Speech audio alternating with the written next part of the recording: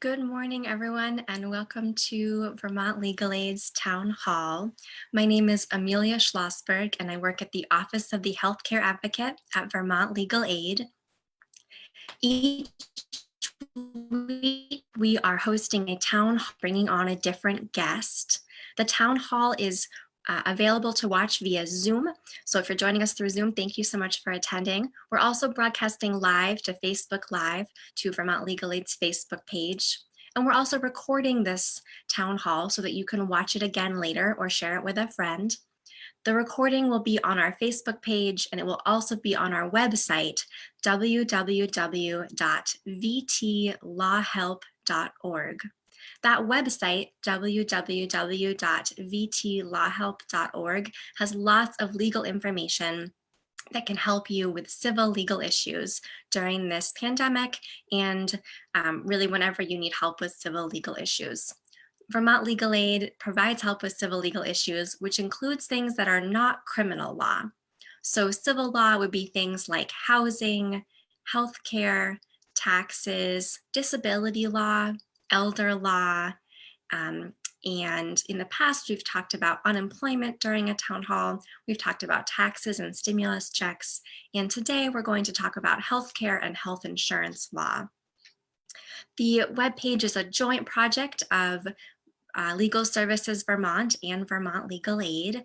And so you can make sure to look for more information there if we aren't able to answer your question today.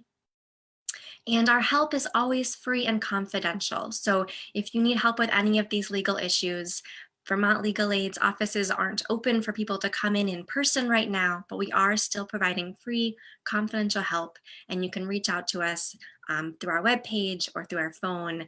And we'll also give you an email address to reach the Office of the Healthcare Advocate later today. And so this is a 30-minute town hall, and we will start off with some general information and answering some general questions, and then we'll go into your individual questions after that first 30 minutes is up. And I think that's all I need you to know. If you are joining us through Facebook, you can type any questions you have for the Office of the Healthcare Advocate into the Facebook comment section. We'll make sure we get to those. And if you're joining us through Zoom, you can ask us questions using the Q&A box that you can find at the bottom of the screen. And if you're listening in over the phone, you won't be able to ask us questions during this town hall, but you can always call us and ask us questions or go to our webpage later and check out answers for your questions that way. So today we have Annalee Beaulieu from the Office of the Healthcare Advocate. Annalee, thank you so much for joining us. Good morning, Amelia. Thanks for having me. As Amelia said, my name is Annalee Beaulieu. I'm one of the paralegals in the Office of the Healthcare Advocate. We're a team of paralegals supervised by one attorney, and we are here to answer your healthcare and health insurance questions at any time, but particularly during such a stressful and uncertain time as this. Thanks, Annalee. So we're talking today about health insurance and healthcare access during a pandemic. What are the main things folks should know about health insurance during this pandemic? So this is a time where we're seeing a lot of big changes for a lot of folks. Lots of people are unfortunately losing their health insurance because of changes to their employment. But there's also been a lot of big changes as far as who can gain insurance, often for the first time, because of some policy changes that Vermont Health Connect has put into place for people to be able to get health insurance access during this time. It's a time when usually my job is unfortunately giving a lot of bad news to people, saying, I'm sorry, there's no way we can get you on insurance in the middle of the year. I'm sorry, you don't qualify for that benefit at this time. But right now, I actually get to say yes a lot more often than we usually get to. We're able to say, yes, we can get you on health insurance now. Yes, we can get you on some assistance programs to lower your healthcare costs at this time. And there's really three main tracks that we're seeing people being able to get new access to health insurance during this time. So I want to start off with talking about those three main pathways we're seeing for folks. Got it. So Annalee, it sounds like you're able to help people get on health insurance when normally in April, there wouldn't be a capacity to do that. So who are the folks that are able to get health insurance right now? So, the first track I want to talk about is people who have lost an employer sponsored insurance that they had through their work because they're no longer working at that job.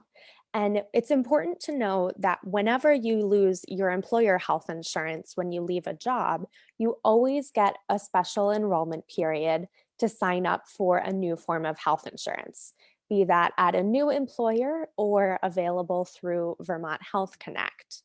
And this is a special enrollment period that's not related to anything to do with COVID or the pandemic. It's just based on the fact that you lost a form of health insurance. And for people who are switching health insurances to a new employer, you get at least 30 days to get on that new insurance. Some employers will give you up to 60 days, but they're required to give you at least 30. If you're not offered insurance through a job or your spouse is not offered insurance through a job, then you get a 60-day special enrollment period to sign up with Vermont Health Connect. And again, that's true even if there isn't a pandemic happening. Got it. So this is people that are losing health insurance through a job, and regardless of whether it's happening now because of the pandemic or someone loses health insurance and it's not during a pandemic, there's always a chance for someone at that point, even if it's in the middle of the year, to get new health insurance, but there is a deadline on that. And the deadline's either 30 days for if you're going onto someone else's employer's insurance, or it could be up to 60 days if you're going onto someone else's employer's insurance that has a longer deadline, or 60 days for Vermont Health Connect. Yes, exactly. You always get that even if there's not a pandemic happening. The second track of people I want to talk about who are able to get on insurance right now is people who have lost some or even all of their income because of COVID. And if you've lost income, you might be eligible for Medicaid, which is the free comprehensive health insurance available from the state of Vermont that you apply for and enroll through a Vermont Health Connect. If your income is a little too high for Medicaid coverage, either because you're getting unemployment or because someone in your house is still getting income, then you could be eligible for a free low price insurance plan through MVP or Blue Cross Blue Shield. That's using subsidy that's available from the state and federal governments to pay for a plan that you enroll in through Vermont Health Connect. And that just Got it. depends on what your income is right now. So if you've lost income, there may be more options for you, including free comprehensive healthcare through Medicaid or a subsidized plan through Vermont Health Connect with those benefits from MVP or Blue Cross Blue Shield. Yes. And if you're already enrolled in one of those plans, but you've lost income, it's still worth calling Vermont Health Connect to let them know that there's been changes for your income, because they could either find you eligible for Medicaid and you could change from your Blue Cross Blue Shield or MVP coverage to that Medicaid plan, or you could get more subsidy applied than what's currently being applied to your coverage now. So it's still worth calling and letting them know. Great. So we've talked about folks that have lost insurance entirely when they lost a job. We've talked about folks that have lost income or lowered their income and may have more options now. What's the third category of folks that we're talking about? The third category is for people who are currently uninsured for any reason. Vermont Health Connect has opened up a special enrollment period for anyone who is uninsured to sign up for health insurance, no questions asked. And that's really new and exciting because most of the time in April, we're outside of the open enrollment period, which is in November and December of every year to sign up for health insurance for the coming calendar year. And if you're trying to get covered outside of that open enrollment period, you usually need to have a qualifying life event, which is something like moving to a new state, finalizing a divorce, having a baby, or losing employer insurance, like we talked about previously. Those events give you a special enrollment period to sign up outside of the open enrollment period. So what Vermont Health Connect has done is opened up a new special enrollment period just for anyone who's uninsured to get covered now. There is a deadline on that special enrollment period. You have to sign up before May 15th. But if you're currently uninsured for any reason, if it's been too expensive in the past or you just haven't wanted to sign up, you now have the opportunity to sign up if you want to do so. So these are people that maybe have missed the open enrollment period earlier on in the year, or folks that are maybe only uninsured for a couple of months, or it could be folks that have been uninsured for years. So regardless of how long people have been uninsured, you can get health insurance right now. Yes, all you have to do is call Vermont Health Connect and let them know that you're uninsured and you want to sign up now, and you can do that. And again, you do have until May 15th to do that. Okay. And I know that the Office of the Healthcare Advocate has this helpline, this paralegal team and attorney team, Annalee, that you're part of. But we also have the policy team that helps push for um, this opportunity for folks to get enrolled during the pandemic. So that's one thing to note is that we're pushing for systemic change and systemic improvements for Vermonters like this chance for folks to get on health insurance right now. So these are these three tracks of Vermonters, folks that have been uninsured for a long time or for a short time or just uninsured, folks that have lost income, and then folks that have lost insurance through employment. So those are the folks you're helping get on insurance. What about folks that have insurance right now but are worried about losing that insurance? So, one important change that the folks over at the state of Vermont have done because of COVID is if you are someone who currently has Medicaid, your Medicaid coverage is not going to end as long as there's still the formal state of emergency declaration in place. They're not making any changes to coverage unless you were to call and say, I want you to close my Medicaid. Maybe you're moving out of state or you just don't want the coverage anymore. That would be the only time they would let you end your Medicaid coverage is voluntarily. So even if you've had an income change where now you're earning more and you call and report that to Vermont Health Connect, your Medicaid coverage is not going anywhere. They won't start processing those changes until the state of emergency has been declared over. And even at that point, it'll still take some time for your coverage to close because they're required to send you notice in the mail before they end your coverage. So it won't be immediately on the day the state of emergency ends, but that's when they'll start looking at who's eligible still. Got it. So for folks that are on Medicaid or Medicaid programs through Vermont, so things like Dr. Dinosaur or Medicaid or some of those programs that help with Medicare, like Medicare savings programs, Medicare savings plans. So those plans aren't ending. Those programs aren't ending for anyone, even if somehow their income has gone up. That's correct. Your coverage is not going to end. It's Got it. also important to note that if you are someone who is on one of those subsidized plans through MVP or Blue Cross Blue Shield, this protection does not apply to you. You still need to keep paying your premium for that coverage in order to make sure it stays active. However, if you're having trouble affording your premium because you've had an income change, you can call Vermont Health Connect and report your income change and see if they can give you any additional subsidy so that you pay a lesser premium. Thanks, Annalee. So, what else should folks know during this pandemic about getting health insurance or the work that the Office of the Healthcare Advocate is doing right now, or the things we're seeing right now? So, things with health insurance and access to healthcare, as I'm sure everyone who's watching this knows, are really, really complicated. And that hasn't changed because of a pandemic. It's only getting worse for some folks. It's really hard to understand health insurance even when you have nothing else to worry about. So, we want everyone to know that if you have any questions, there's nothing too big or too small to give us a call about. We're here to answer any questions you might have and try and get you onto insurance or make sure that your insurance that you have right now is working.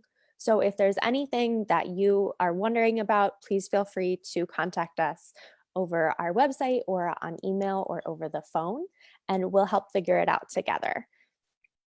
Perfect. Thank you. So, Annalee, the best way for folks to reach us would be either by calling us on the phone. So that's the 1-800-917-7787 number. And you may notice it's a little bit different from the rest of Vermont Legal Aid. That goes directly to the Office of the Healthcare Advocate at Vermont Legal Aid. We also have an email address, which is hca at vtlegalaid.org. So if email is better for you than phone, you can send us an email at hca@vtlegalaid.org. We also have our webpage, which is www.vtlawhelp.org/health. And that's a place where you can find lots of information from our office, as well as a confidential help request form you can fill out and give us your email address or your phone number, or the best way for us to get in touch with you. So that's how you can reach us. Now, Annalee, I know we do a lot of work around helping people get onto health insurance and getting health coverage. What about helping folks use the health insurance that they have if they're having problems?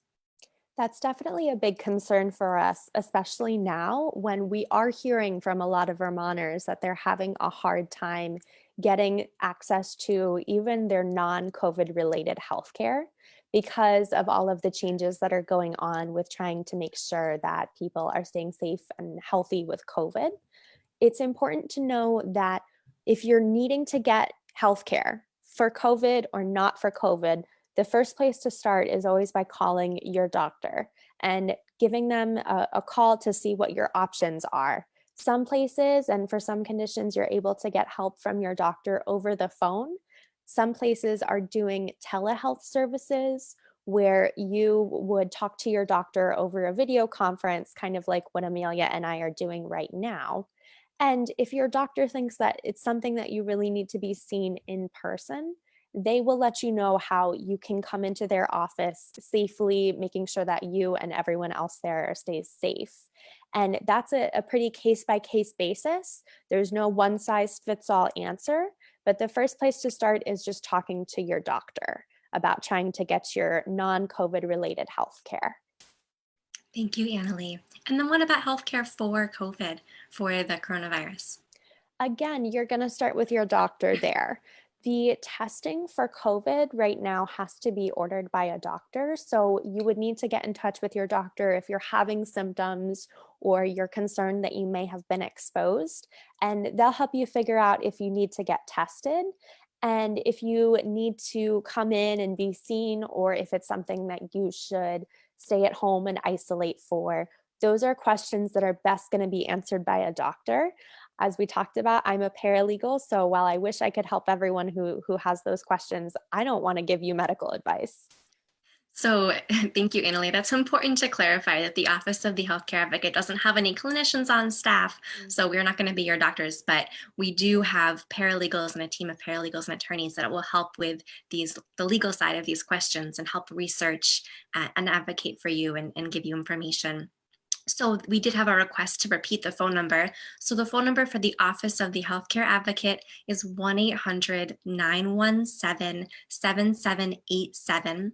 And just so you know, the Office of the Healthcare Advocate calls people back as quickly as possible, and will call back the most urgent situations first. So if you are in a time-sensitive situation, it's important when you leave us a voice message to tell us, along with your name and your phone number, why your situation is urgent, so we can get back to those calls as soon as possible. Because we have folks that are calling us about something that they need help with immediately. Things like they need to go to a pharmacy and they're out of their medication, but they're not sure if they can afford it. And we also have folks that are calling us very proactively about things that can wait a couple of days, and we may need to wait a couple of days so we can prioritize those urgent cases first. So if someone's calling us and saying, oh, I'm going on to Medicare in July and I want to make sure I navigate that transition carefully and I don't lose coverage and I do everything right, that's a fantastic call for us. And we're going to call the person back first who is at the pharmacy and needs help paying for their prescription before we call the person back who's going on to Medicare in July. So it's important to tell us what's going on so we can call you back. So that's our phone number. We did get some questions about our phone number. We also have some other fantastic questions coming in. So I'm glad to just remind folks that you can ask questions using the Facebook comment section for our video that's live on Facebook, as well as using the Q&A section here in Zoom. And some of these questions, I know, I'll just give you a heads up, Annalee, I'm looking at them. Some of these are the kinds of questions that we would normally talk with someone for, just really thoroughly go through the questions and maybe ask some follow-up questions to give them some really detailed advice. So I know some of the questions coming in we'll be able to answer a little bit, and part of the answer might be we have more questions for you. So let's start with some of these questions here. So generally, this person's saying, and this is about that thing that you talked about, Annalee, in terms of folks that can apply for programs. So this person is saying, I work with Medicare clients. If someone loses their job and applies for Medicaid or a Medicare savings plan, the application asks about the past 30 days of income, but the lack of income for now is going forward. How can they honestly answer that question and qualify for assistance? So it is important to let the folks on that application know that you did have income in the past 30 days. For Medicaid and the Medicare savings program, the eligibility is based off of your income in the current calendar month that you're applying for. So that's why they're looking to see what your income is. However, there's also a section on the application where you can note if there's been any changes to your situation. And one of those questions asked if you have stopped working in the past, I think it might even be 60 days. They want you to list that on the application. So while you do want to list your income for the current calendar month you're applying in, you should also let them know that you have stopped working. And moving forward, you're no longer going to be able to get that income because you're not at the job. You can even write the date of your last paycheck on that section so that they know the last time that you had that income coming in. Thank you, Annalee. And we should note too that the way that you qualify for Medicaid can depend on whether you're over 65 or qualified for Medicare versus if you're not qualified for Medicare. So the rules get a little bit tricky because they do shift depending on a lot of factors. And one of the main factors is, are you looking at Medicaid or a program that works with Medicare, or are you looking at Medicaid that doesn't work with Medicare? Great. Okay, so we've got more questions. Okay. This is another question about sort of who's losing health insurance right now and folks that are worried about losing health insurance. This question says, are people who are on Medicaid for working people with disabilities still eligible if they are not working due to COVID-19, but they are receiving unemployment benefits? I actually do not remember the answer to this question off the top of my head. This is a great question. It's a really great question. It's definitely come up, so I'm kicking myself a little that I don't have the answer for you immediately. Hopefully, one of our folks who's answering questions will remember that off the top of their head more than I can. I will say that that is absolutely a question we can answer. I am just blanking at the moment. Okay, and so a part of this is important is that if a person is currently on Medicaid for working people with disabilities, they're not going to lose that during this pandemic, during the emergency. So regardless of whether their eligibility might be changing in the future, right now there's no danger of them losing their Medicaid, even if they've stopped working and they started going on unemployment. Exactly, yes. They will not lose that Medicaid coverage right now as long as the state of emergency lasts. Okay, and so going off of that question, I'm curious, Annalee, the last couple of town halls, we've talked a little bit about some of the other benefits folks are getting right now. So everyone's getting that stimulus check, or almost everyone's getting the stimulus check. That's about $1,200 for you, and another $1,200 if you're married, and then $500 for children under the age of 17. Is that money from the government, that one-time money, is that counted for Medicaid? No, it does not count for Medicaid. It won't count as income. And as long as you spend it within 12 months, it isn't going to count as a resource if you're applying for one of those programs, like the kind of Medicaid that works with Medicare, that also has a resource limit in addition to your income limit. It's not going to affect the $1,200 for your current Medicaid eligibility, though. Got it. So if you get the check in the mail or you get a check direct deposited and it's that stimulus check, there's no needing to call to report it because it just doesn't count. Right, it doesn't count.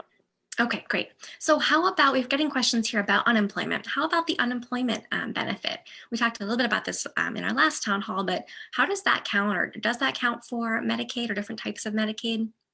There's a few different answers to this question. Generally speaking, the unemployment from the state of Vermont, so just regular unemployment, that does count as income for the purposes of Medicaid eligibility. But the caveat I will add on there is that if you're someone who was able to get on Medicaid earlier this month or last month because you lost your job and lost your income and you got onto Medicaid with $0 of income, you still need to call and report the change that now you're getting unemployment, but they are not closing your Medicaid coverage. Even if your unemployment is now over the Medicaid limit, you still get that Medicaid coverage as long as the state of emergency is ongoing. The second part of the question is there are a few different types of unemployment income that folks are going to be receiving now. The extra $600 in the pandemic unemployment that comes from the federal government, that $600 a week does not count for your Medicaid eligibility. If you're not sure what your breakdown is of how much of your unemployment is for the state and how much is that federal, you can just call and talk to Vermont Health Connect. They know that the extra $600 doesn't count for Medicaid, and they should be able to enter it into the system correctly so that it is entered in as not being counted. The third part of an answer to this question is that if you are one of the people who's getting a plan for Blue Cross Blue Shield or MVP coverage that's being subsidized with the tax credits, the state unemployment and that extra $600 from the federal government and unemployment compensation, all of that does count towards your income eligibility for the subsidy. So if you're on Vermont Health Connect plan through Blue Cross Blue Shield or MVP and you are getting those tax credits, you do need to report that unemployment income to Vermont Health Connect, and all of the unemployment income will count when they're determining how much of a tax credit you can get. Yes. Got it. Okay, thank you. And so we've got a question here that's a fantastic question coming in from Facebook. So we're talking about unemployment. For people who are unemployed, are they required to apply for unemployment? The question is more of, does not applying for unemployment affect Medicaid benefits? Some people are choosing not to apply for unemployment because they believe they won't qualify. So there is a rule that says that before Vermont Health Connect can look at your eligibility for programs like Medicaid, they can ask you to pursue other available forms of income. That includes unemployment. But again, for a lot of folks, there is a pretty significant lag time between when they call Department of Labor and get their unemployment claim set up and when they actually start receiving the unemployment income. And during that time period, you're not required to actually start receiving the unemployment income before you can apply for Medicaid. And you just need to be able to say, I'm trying to get my claim in. It's taken a long time. That's totally okay. The other piece of this is that while you're waiting for unemployment, if you have no income, having $0 in income is under the Medicaid limit. So if you're reporting your income change to $0 and that you're waiting for your unemployment claim to process, Vermont Health Connect is probably going to look at your eligibility for Medicaid. And then even if once you start getting unemployment, your unemployment is over the Medicaid limit, again, they're not closing that coverage while the state of emergency is ongoing.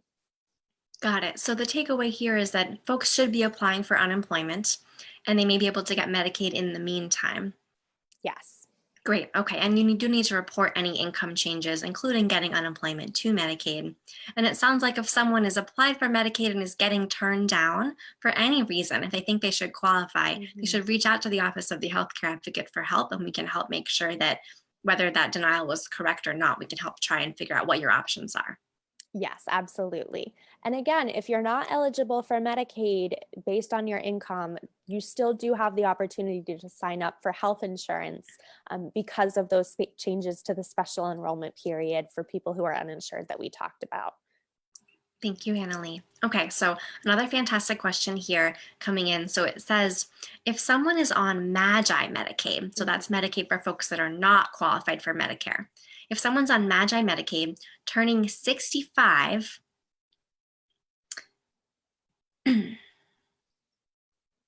turning 65, but they don't qualify for Medicaid for folks that are over 65. So MABD Medicaid, Medicaid for folks that are on Medicare. Mhm. So someone's on Medicaid for folks that are under 65, and now they're turning 65, but they don't qualify for Medicaid for folks that are over, and they actually want to stay on that previous kind of Medicaid as long as they can they defer enrolling in Medicare Part B without a late enrollment penalty? Oh, this is a fun question. So someone can get Medicaid right now, but they're about to turn 65, and this person knows that under the new rules, they're not going to qualify in the future. Can they is there a way for them to stay on Medicaid by avoiding Medicare Part B? Unfortunately, no. And the reason is that MAGI Medicaid, which is also sometimes referred to as Medicaid for children and adults, and that Medicaid actually has an eligibility cutoff when you turn 65. Once you turn 65, you can no longer be eligible for the MAGI Medicaid, regardless of what your income is, regardless of what your other health insurance options are. You just can't be eligible for that program anymore because you turned 65. So there's an exception right now, maybe during the pandemic. Would that be helpful to this person? They're not going to lose their Medicaid even if they turn 65 during the pandemic? That is something to keep in mind, is that because of the pandemic, they're not closing anyone's Medicaid coverage. So depending on the timeline of when you turn 65, it is possible that you could squeak in another extra month or so of Medicaid coverage. But when the state of emergency ends and they start going through and closing people who shouldn't be on that MAGI Medicaid anymore, you are not going to be able to stay on the coverage. And you also really shouldn't be deferring Part B unless you have eligibility and you're enrolled in like an employer-sponsored insurance that meets certain criteria. The transition to Medicaid is really complicated. There's a lot of factors to keep in mind, and the stakes are really high. If you don't enroll at the right time and choose the right kind of coverage, it can mean big gaps in your coverage with Medicare. It can mean that you pay a penalty for the rest of your life for some parts of your Medicare coverage. And it can just generally cause a lot of problems for people who are trying to get their health insurance and their healthcare access. So this is definitely something that you would want to give us a call and we could talk more about your individual circumstances about, because it's so complicated and the stakes are really high. Got it. So this person has mentioned one of those stakes, saying that they're worried about a late enrollment penalty. And we'd be worried Mhm. about that too, but we'd be more worried about just because you've turned 65 or just because you haven't taken Medicare Part B doesn't mean you can stay on that Vermont Health Connect or that MAGI or the Children and Adults Medicaid. That previous Medicaid program is not something you're qualified for if you're over 65, even if you're not on, even if you've chosen not to get on Medicare. So it's not the choosing that's the issue. It's the fact that you're turning 65 that's the issue. Right. There's very few circumstances when it makes sense to defer your Medicare enrollment. And we would definitely want to talk more about if that's an option for you. But just having insurance through MAGI Medicaid is not a reason that you would want to defer the Part B. Thanks, Annalee. So we have another follow-up question here, and I want to note that we've really reached the end of our initial 30 minutes where we're going over general health insurance and healthcare information and healthcare access information with the Office of the Healthcare Advocate. And now we're going into these individual questions, which is fantastic. So please keep sending us these individual questions. You can always send us questions by using our webpage, our phone number, and our email address. But we'll continue answering questions here for a little while they keep coming in. So we had this previous question about, are you required to apply for unemployment? And someone said a follow-up question on Facebook, how will this affect people after the pandemic? So is the question about the requirement that they can ask you to apply for unemployment, just generally speaking? I think that is the question. Okay. So in general, what we do see is that if folks are calling Vermont Health Connect or filling out an application and they're reporting that they've recently stopped working or they have lost a job, the state of Vermont or Vermont Health Connect can send a notice out saying, hey, we got your application. We see that you have just reported that you're no longer working. Before we can assess your eligibility any further, you need to start the process of applying for unemployment. And that notice in the mail, it can be pretty generic. Sometimes it's circumstances where people have stopped working because they have a disability and they can no longer work, or they're retiring, or lots of other factors where maybe they might not qualify for unemployment. The people at Vermont Health Connect don't know if you qualify for unemployment. They know how to process health insurance applications. They don't look at your eligibility for unemployment on their own. So sometimes it's as simple as just having to call Vermont Health Connect and say, hey, the reason I stopped working is I have a disability and I can no longer work. That's why I haven't applied for unemployment. And sometimes it's as simple as that, as just a little bit more explanation. Other times you will need to at least start the process of applying for unemployment before they can continue processing your Medicaid application. If you're someone who got laid off or had to leave your job for whatever reason, then they can ask you to apply. Again, that process, it can be burdensome for folks, and we want to make sure that Vermont Health Connect is doing it correctly and not putting up additional barriers for folks when they aren't allowed to. So if you're having questions about that, down the line, once the whole pandemic is over and things have hopefully, gone back to some normal processing, definitely give us a call and we can check to make sure that everything is going smoothly. Thank you, Annalee. And we learned in the last town hall about unemployment that there have been some really big changes.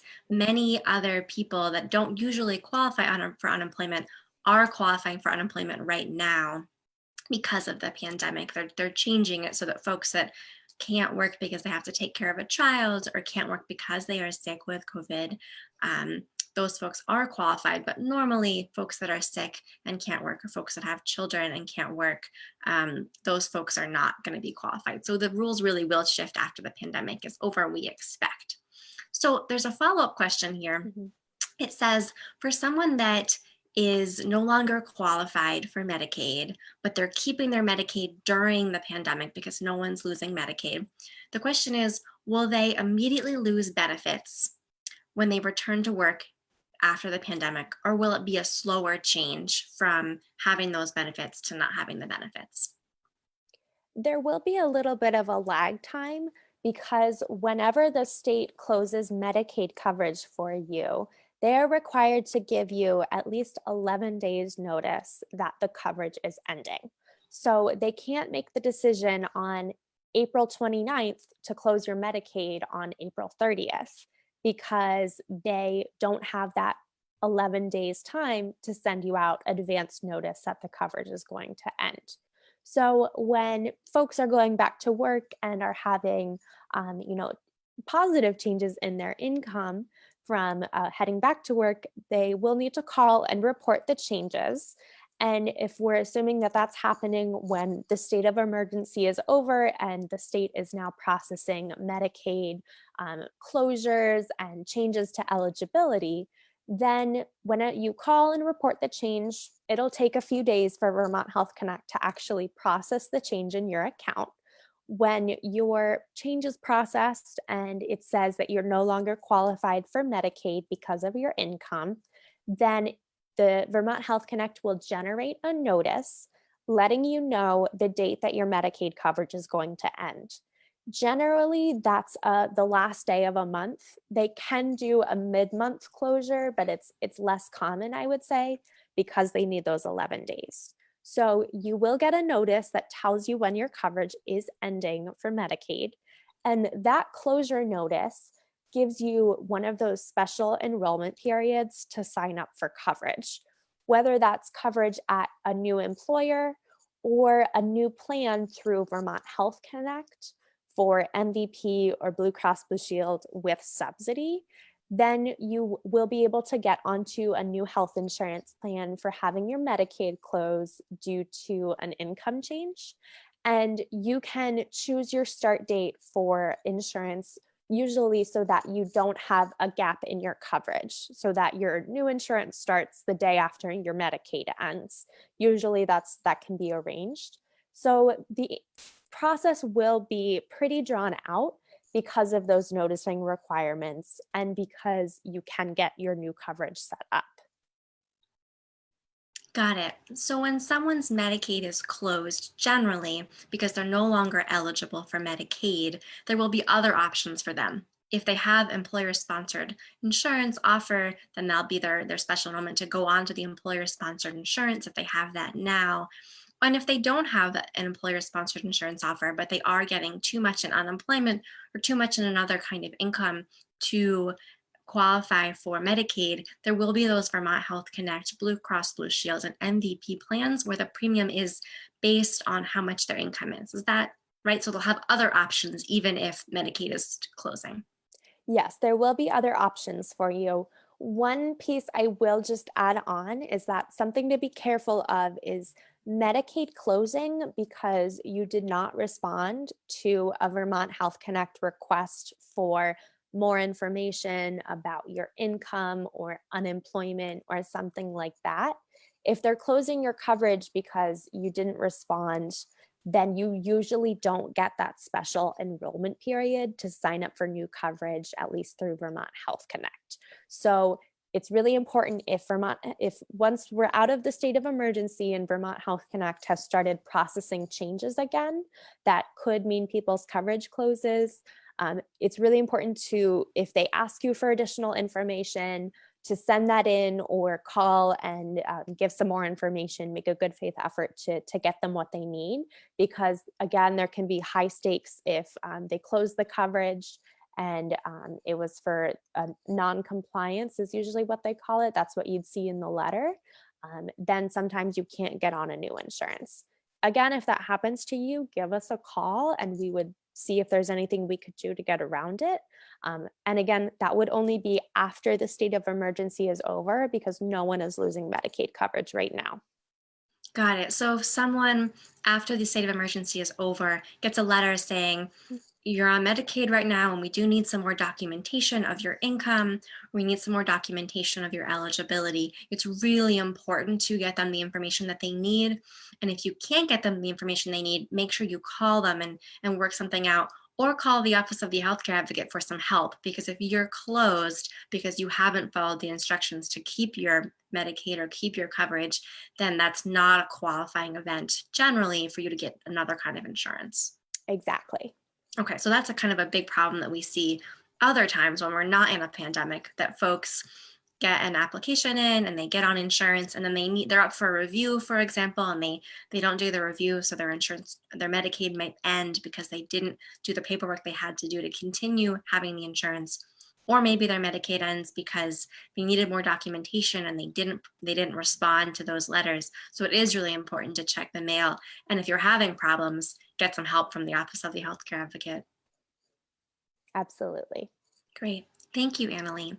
So any other questions folks are having for the Office of the Healthcare Advocate, you can absolutely ask us during this town hall right now. Type your questions in the Q&A or in the Facebook comment section.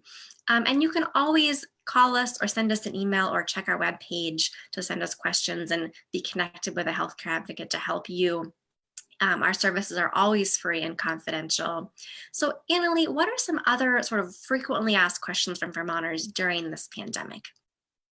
I would say that the frequently asked questions have to do a lot of applying for Vermont Health Connect coverage, be that the Medicaid or a plan through MVP or Blue Cross Blue Shield.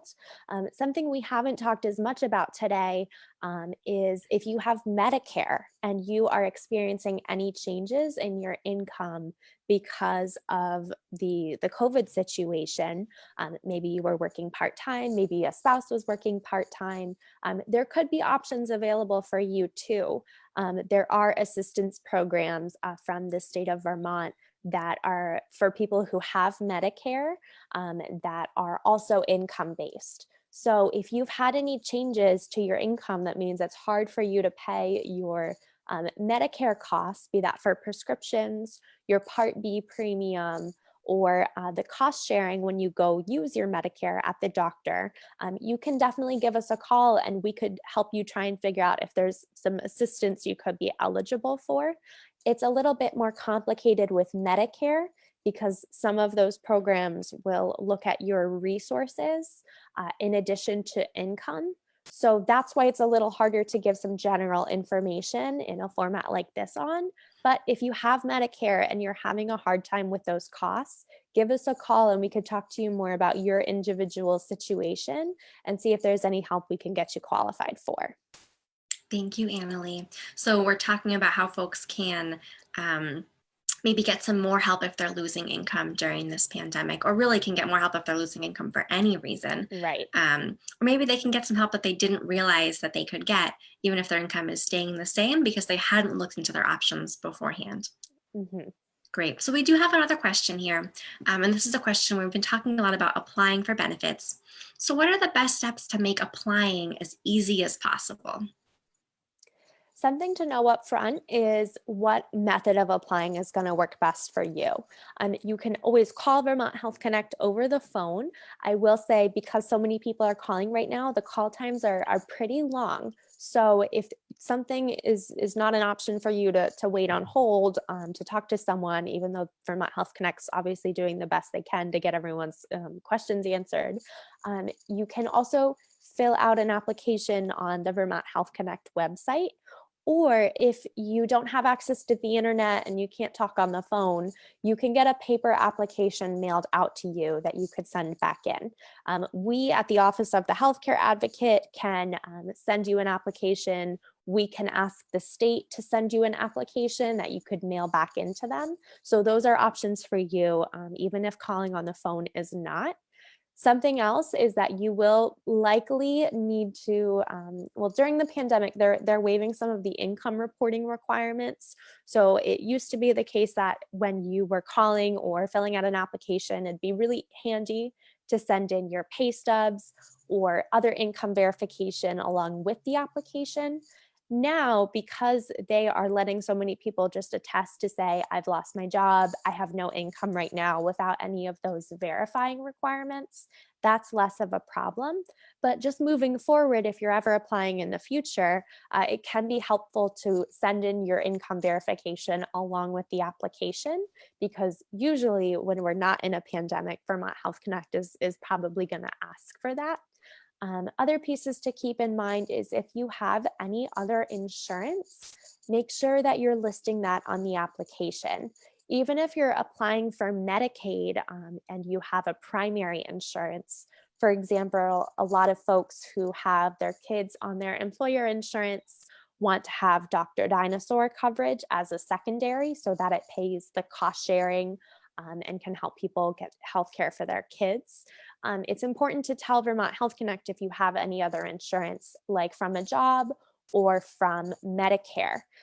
Definitely, if you're on Medicare, there's a special section of the application that you'll need to fill out that has information about your Medicare. Or if you don't have Medicare, but you're over the age of 65 or you have a disability, you want to keep an eye out for that section. If you have any questions about the application, definitely you can give the Office of the Healthcare Advocate a call, and we help folks fill out those applications with over the phone or email assistance all the time. Thank you, Annalee. I'm thinking too about how folks, when they're choosing to do an application over the phone or on the web page or by paper, that when it comes to processing, is there a difference in how fast those turn around and get you your coverage if you're in a hurry and you really need to go pick up a prescription or you need to see someone right away? Yes, if you are applying for emergency access to healthcare, you need to get a prescription, but you can't afford it without insurance, something like that, you would definitely want to tell the folks that you're talking to that you are in need of emergency healthcare assistance. And especially now, because a lot of those income reporting requirements have been waived, it's a lot easier for Vermont Health Connect to expedite an application for access to care needs. That's the phrasing that they use, is access to care. So if you are calling because you've suddenly lost your income, suddenly you can't afford your prescription, You can call Vermont Health Connect and let them know that you really want to try and get screened for coverage now because you need to pick up a prescription tomorrow. And that's also something that we could help with at the Office of the Healthcare Advocate. As Amelia was saying, when our phone system, just because we get so many calls, usually your call is going to go to a voicemail. If you're waiting to pick up a prescription until your application is processed, let us know that in the voicemail message that you'll likely have to leave us so that we know to call you back as soon as possible. And with your permission, we can talk to Vermont Health Connect and try and get your application processed as quickly as possible so we can get you access to your prescription. If for some reason there is no way to process it quicker at Vermont Health Connect, we can also try and connect you with some resources to lower your prescription costs in the meantime while we're working on getting the application done. Got it. Thank you, Annalee. So last call for questions. I'm seeing that looks like we've answered almost all of them today. And I do just want to remind folks that the healthcare advocates are problem solvers and they give advice and resources, and they can sometimes intervene if you're having a legal issue. So they are a resource for anyone in Vermont, and there's no income limit, there's no eligibility, there's no requirements. All you have to do is just live in Vermont and have a health insurance problem, and the advocates can help you. So thank you so much for joining us for this town hall today. We so appreciate you tuning in, and we look forward to hearing from you. If you do have a healthcare or health insurance problem in the future or now, or you know someone that has an issue, you can definitely reach out to us. And we'd be so glad to help you with detailed, personalized advice. Probably we'll get to ask you some follow-up questions to make sure we know exactly what your situation is. So thank you so much for watching this town hall on Facebook. Thank you for joining us via Zoom. Thank you for calling in and listening on the phone.